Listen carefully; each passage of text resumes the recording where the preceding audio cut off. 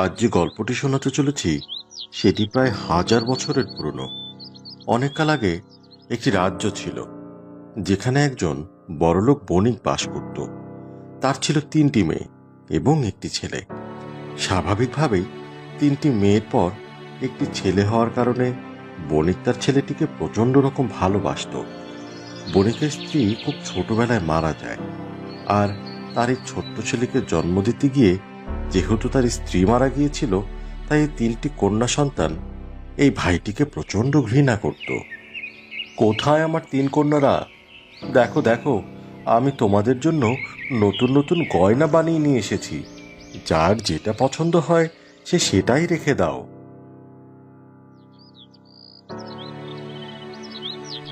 আরে বা, প্রতিটি গয়নাই তো খুব সুন্দর। তোমাকে অনেক ধন্যবাদ বাবা, আমাদেরকে এত সুন্দর সুন্দর গয়না দেওয়ার জন্য। হ্যাঁ বাবা, সব গয়নাগুলি আমাদের পছন্দ হয়েছে। সবাইকে তো দেখতে পাচ্ছি, কিন্তু তোমার ছোট ভাই মিহির কোথায় গিয়েছে? তাকে তো দেখতে পাচ্ছি না। তোমার ছেলে কি বাড়িতে থাকে নাকি? সে তো সারাদিন এখানে সেখানে ঘুরে বেড়ায়। পড়াশোনাতেও তার সামান্য কোনো মনোযোগ নেই। আমাদের কথাও সে একটুও শুনতে চায় না। পদ্মাবতী ঠিকই বলেছে, তোমার ছেলে অনেক বেয়াদব হয়েছে, সারাক্ষণ শুধু সবার সাথেই বেয়াদবি করে। তোমরা শুধু শুধু তোমাদের ছোট ভাইয়ের বিরুদ্ধে অভিযোগ করো। ভুলে যাচ্ছ খুব ছোটবেলায় ও মা হারিয়েছে। সারাক্ষণ ওকে শুধু বকাবকি করলে হবে? এসব আমার একদম পছন্দ না। তোমরা তোমার ভাইয়ের সাথে মোটেও খারাপ ব্যবহার করবে না, ওকে ভালোবাসবে। আমাদের মা তো ওর জন্য আমাদের ছেড়ে চলে গেছে। যদি ও না হতো তাহলে আমরা মায়ের আদর থেকে বঞ্চিত হতাম না। তোমার মা মারা গেছেন কারণ এটা তার ভাগ্যের লিখন ছিল।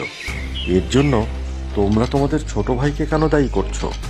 এরকম কথা যেন তোমাদের মুখে আর কখনোই না শুনি। তাছাড়া আমার অবর্তমানে আমার ব্যবসার সবকিছু তো তোমার ছোট ভাইকেই দেখাশোনা করতে হবে। তাকে তো সেরকম প্রস্তুতি নিতে হবে, তাই না? আপনি কি বলছেন বাবা? আপনার ছেলে তো অনেক ছোট। আমরা 3 বোন বেঁচে থাকতে কেন আপনার ছেলে সবকিছু দেখাশোনা করবে? কারণ তোমাদের মধ্যে আর আমার ছেলের মধ্যে অনেক পার্থক্য রয়েছে। তোমরা একসময় বিয়ে হয়ে শ্বশুর বাড়ি চলে যাবে। মেয়েদের ধর্ম হলো সংসারের কাজ করা, তার স্বামীকে সন্তুষ্ট রাখা। বাবার ব্যবসা দেখাশোনা করা তোমাদের কাজ নয়, এই কাজ একটি ছেলের দায়িত্ব। আর তাই আমি আমার ছেলেকে সেভাবেই গড়ে তুলতে চাই। না বাবা, এ আপনি একদম ঠিক করছেন না। আপনার ব্যবসার সবকিছুতেই আমাদের 3 বোনের অধিকার রয়েছে। হ্যাঁ বাবা, আপনার বয়স হয়েছে, এখন আপনি আপনার ব্যবসার টাকা পয়সা, অর্থ সম্পদ সবকিছু আমাদের 3 বোনকে বুঝিয়ে দিন। আমরা এইগুলো ভালো করে খেয়াল রাখবো। এই ধরনের কথা যেন তোমাদের মুখে আর কখনোই না শুনি। এখন আমার চোখের সামনে থেকে দূর হও, আমাকে একা থাকতে দাও। আমি সিদ্ধান্ত নেব কি করা উচিত। এইদিকে মিহির মন খারাপ করে একটি কুয়ার পাশে বসেছিল। সে সারাক্ষণ এই কূপের সাথে নিজে নিজেই কথা বলতো। এই কূপটাও ছিল একটি জাদুর কূপ। কি বাবা, আজকে তোমার মন খারাপ কেন? এমনিতে তো সারাদিন তো আমার এখানে এসে কত খেলাধুলা করো, আজকে এমন মন খারাপ করে বসে রয়েছো কেন? তোমাকে মন খারাপ করতে দেখলে আমারও তো অনেক খারাপ লাগে। তোমার কেন মন খারাপ হবে? তোমার তো আর আমার মতো দুঃখ নেই। আমার তো এই পৃথিবীতে কেউ নেই। আমার মা নেই, আমার 3টা বোনও আমাকে একদম ভালোবাসে না। আমাকে 2 চোখেই দেখতে পারে না, সারাক্ষণ আমাকে বকাঝকা করে। আর তাই তো আমি এখানে এসে মন খারাপ করে বসে থাকি। তোমাকে কতবার বলেছি, যার এই পৃথিবীতে কেউ নেই তার সৃষ্টিকর্তা রয়েছে। একদম মন খারাপ করো না। নাও, এখন আমাকে জড়িয়ে ধরো, আমি তোমাকে গল্প শোনাই। এই তো তোমাকে জড়িয়ে ধরলাম, এখন আমাকে রাজারানীর গল্প শোনাও। এরপর মিহির সেই জাদুর কূপকে জড়িয়ে ধরে বসে থাকলো, আর জাদুর কূপ গল্প শোনাতে লাগলো। এদিকে ছোট্ট অসহায় মিহির যখন জাদুর কূপের কাছে গল্প শুনছিল, তখন তার আপন 3 বোনই তার বিরুদ্ধে ষড়যন্ত্র করছিল। না, এটা হতে পারে না। আমাদের কতদিনের স্বপ্ন, বাবা তার সবকিছু আমাদের দিয়ে যাবে, আর এদিকে বাবা বলছে সবকিছুর মালিক হবে ওই মিহির। এটা আমি কিছুতেই মেনে নিতে পারছি না। আমাদের এমন কিছু একটা করতে হবে যেন মিহির এই পৃথিবী ছেড়ে চলে যায়। তুই ঠিকই বলেছিস, ওই অপয়া ছেলেটাকে আমাদের কোনো প্রয়োজন নেই। ওর জন্যই আজকে আমরা মায়ের আদর থেকে বঞ্চিত। চল আমরা সবাই মিলে ওকে মেরে ফেলি। কিন্তু যা করতে হবে সবকিছু সাবধানেই করতে হবে। যদি বাবা কোনোভাবে বুঝতে পারে আমরা এইসব করছি তাহলে আর রক্ষা থাকবে না। ঠিকই বলেছিস, চল এক কাজ করি। ও তো সারাদিন কুয়ার পাড়ে বসে থাকে, যখন কুয়ার পাড়ে ও খেলবে আমরা ওকে ধাক্কা দিয়ে ফেলে দিব। তোর তো অনেক বুদ্ধি। হ্যাঁ তাই তো, ফেলে দিলেই তো ওর লাশ কেউ খুঁজে পাবে না। তাছাড়া বাবা মনে করবে ও অন্য কোথাও চলে গেছে, আমাদের কাজটাও খুব সহজ হয়ে যাবে। এর পরের দিন পরিকল্পনা মতো মিহির যখন কুয়ার পাড়ে বসেছিল, তখন তারা 3 বোন একসাথে সেখানে দল বেঁধে চলে গেল। সারাদিন তুই এখানে বসে বসে কি করিস? আয় আমার কাছে আয়, তোকে একটা মজার খাবার দিব। আমরা তোর জন্য নিজের হাতে রান্না করেছি, এইখানে বস, আমরা তোকে খাইয়ে দিচ্ছি। এরপর ডিমলা সেই খাবারটি মিহিরকে খাইয়ে দিল, আর মিহির সাথে সাথে অজ্ঞান হয়ে গেল। তারপর তারা মিহিরকে সেই কুয়ায় ধাক্কা দিয়ে ফেলে দিয়ে সেখান থেকে চলে গেল। যাক বাবা, আমাদের কাজ এখন শেষ হয়েছে। চল বাড়ি ফেরা যাক, বাবা যেন কোনোভাবেই আমাদেরকে সন্দেহ না করে। এদিকে মিহিরের যখন জ্ঞান ফিরল, সে দেখতে পেল সে কুয়ার মাঝখানে একটি ঘরে এসে বসে আছে। আমি কোথায়? কোথায় আমি? আমার দিদিরা কোথায়? তারা তো ভালোবেসে আমাকে মজার মজার খাবার খাইয়ে দিয়েছিল। আমি এখানে কি করে চলে এলাম? এটা কোন জায়গা? মিহির, তুমি আমার পেটের মধ্যেই রয়েছে। তোমার বোনেরা ষড়যন্ত্র করে খাবারে বিষ মিশিয়ে তোমাকে এখানে ধাক্কা মেরে ফেলে গেছে। আজকে থেকে তুমি এখানেই থাকবে, আমি তোমার দেখাশোনা করব। এমনটা হতে পারে না, আমার দিদিরা আমার সাথে এটা কখনোই করতে পারে না। তুমি ভুল করছো জাদুরকুপ। এমনটাই হয়েছে, তুমি যা ভাবতে পারোনি ঠিক তেমনটাই করেছে তোমার সাথে। তোমার বোনেরা তোমাকে হত্যা করেছে, কিন্তু আমি তোমাকে বাঁচিয়ে রেখেছি। এখন থেকে তোমার সব দায়িত্ব আমার। তোমার বয়স যখন 18 হবে তখন তুমি তোমার বাড়িতে ফিরে যাবে। এর আগে গেলে ওরা তোমাকে আবারও মেরে ফেলতে পারে। অথচ 7 দিন হওয়ার পর যখন মিহির বাড়ি ফিরল না, তখন তার বাবা তার জন্য পাগল প্রায় হয়ে গেল। মিহির, আমার সোনা ছেলে, কোথায় গেলি তুই? তোর জন্য কাঁদতে কাঁদতে বাবার চোখের পানি যে শুকিয়ে যাচ্ছে রে। আমি তোকে ছাড়া কি করে বাঁচব? ফিরে আয় বাবা, বাবা ফিরে আয়।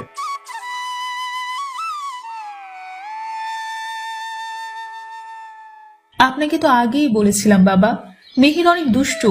সে কোথায় পালিয়ে গেছে কে জানে। ওর কথা ভেবে আর কষ্ট পাবেন না বাবা, আমরা তো আপনার পাশেই রয়েছি। বন্ধ করো, এরকম বাজে কথা বলা তোমরা বন্ধ করো। তোমাদের মুখে আমি এমন কোনো কিছুই শুনতে চাই না। আমি শুধু আমার ছেলেকে ফিরে পেতে চাই। আমি আমার সব অর্থ সম্পদের বিনিময় হলেও আমি আমার ছেলেকে চাই। এদিকে তাদের 3 কন্যা বাবাকে বোঝানোর অনেক চেষ্টা করতে লাগলো, কিন্তু তাদের সুখ বেশি দিন স্থায়ী হলো না। কিছুদিনের মধ্যেই সৃষ্টিকর্তার অভিশাপ তাদের শরীরে লাগলো। তাদের শরীরে কুষ্ঠরোগ দেখা দিল।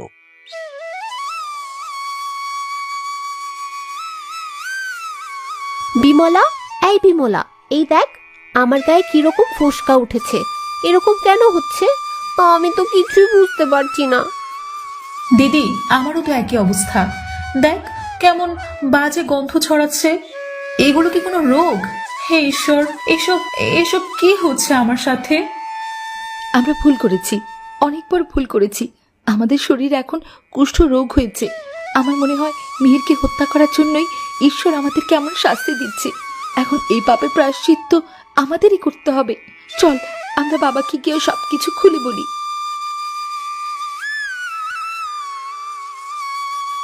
কি ব্যাপার তোমরা 3 জন এইভাবে কাঁদছো কেন?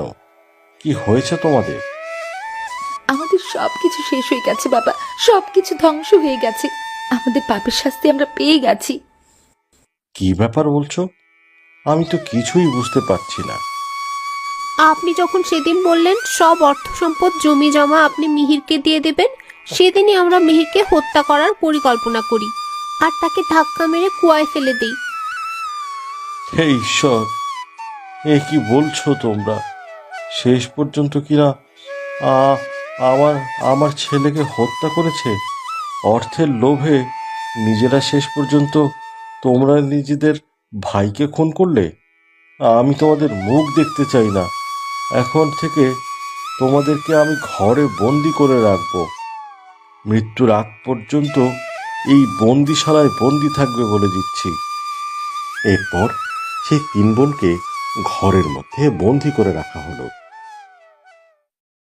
এরপর প্রায় 10টি বছর কেটে গিয়েছে। মিহিরের বয়স এখন 18 বছর। জাদুরকুপ, ও জাদুরকুপ, আমার খুব জানতে ইচ্ছে করে আমার বাবা আর বোনেরা কেমন আছে। তারা এখন দেখতে কেমন হয়েছে? তোমার বোনদের শরীরে কুষ্ঠ হয়েছে, তাদেরকে ঘরে বন্দি করে রাখা হয়েছে। এখন তাদের শরীর থেকে বিশ্রী গন্ধ বের হয়। তারা তাদের পাপের শাস্তি পেয়ে গেছে। নিজের ভাইকে হত্যা করার জন্য সৃষ্টিকর্তা তাদেরকে চরম শাস্তি দিয়েছে। কিন্তু আমি তো এমনটা চাইনি জাদুরকুপ। আমি তো সবসময় চেয়েছি আমার বোনেরা যেন ভালো থাকে। আমি আমার বোনদের সুস্থ দেখতে চাই।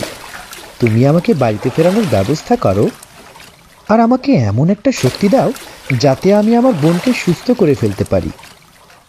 তুমি সত্যি অনেক ভালো মানুষ মিহির। তুমি তোমার বোনদের কথা কত ভাবো। ঠিক আছে, আমি তোমাকে একটু শক্তি দিচ্ছি। তুমি এটি দিয়ে তোমার বোনদের সুস্থ করতে পারবে আর আগামীকালে তুমি বাড়িতে ফিরে যাবে। এর পরের দিন সকালবেলা মিহির বাড়িতে চলে গেল। সে যখন তার বাবার সামনে গিয়ে দাঁড়ালো, তার বাবা তাকে চিনতেই পারছিল না। কে তুমি? আমার কাছে কি সাহায্য চাইতে এসেছো? আমি একজন হতভাগা পিতা। তোমাকে সাহায্য করার মতো কোনো উপায়ই আমার নেই। 10 বছর হতে চলল আমি আমার ছেলেকে হারিয়েছি। আপনার ছেলেকে হারাননি। আপনার ছেলে আপনার সামনেই দাঁড়িয়ে আছে। আপনার কন্যারা যখন আমাকে কূপে নিক্ষেপ করেছিল তখন সেই কূপের মধ্যে আমি জীবিত ছিলাম। আর গত 10 বছর ধরেই সেখানে আমি বড় হয়েছি। সত্যি বলছিস? সত্যি বলছিস তুই? তুই আমার ছেলে মিহির? আয় বাবা, আয় বাবা, বুকে আয়। আমি জানতাম একদিন না একদিন তুই ঠিক ফিরে আসবি। হায় বাবা, বুকে আয়। এই অভাগা বাবাকে একটু শান্ত কর।